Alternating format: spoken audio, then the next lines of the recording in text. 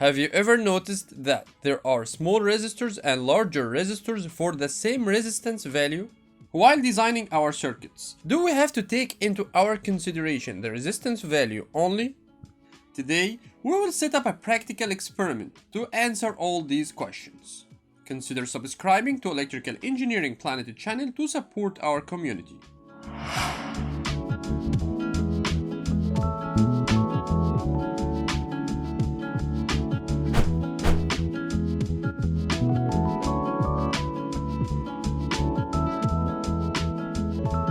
We will start our tutorial with a simple experiment to show you something that you might not want to happen in your circuits. We will observe what happens and then we will go on to explain why later on. Here we have a DC power supply that is connected to a 10 ohm resistor. Let's adjust our DC supply on roughly 12 volt. According to Ohm's law, only 1.2 amps will pass through our resistor. Keep your eyes on the resistor. Now we can notice the smoking that is coming out of the resistor, then the fire. Well, what you should know after this experiment that we chose incorrect resistor for our circuit.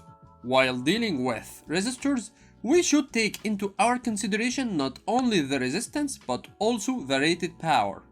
Rated power is how much power the physical resistor is rated to handle without being overheated. In our experiment, I bought a 10 ohms resistor with 1 watt rated power. According to Ohm's law, the current that will go through the resistance is equal to the supply voltage, which is 12, over our resistance value, which is 10 ohm. That will equal to 1.2 amps. Which is quite too much current. You can determine the power consumed in the resistor by computing V times I, or I squared R. So P will equal to I squared R, which is 1.2 squared times 10 ohms, which will equal to 14.4 watt.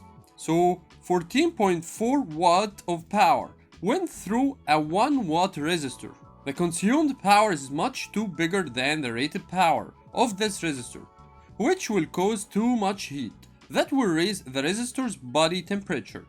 So you take too much time to figure out how many ohms are needed in the circuit, but before you build it, you must calculate the rated power needed. Most of the time, you will be dealing with resistors that don't show up the rated power. So we can use this table which shows the size of the resistor at each rated power. I need to add something. Sometimes you are using a resistor that seems to be working but actually it's getting very hot. This happens because after calculating the consumed power, you need to put a safety margin to your resistor.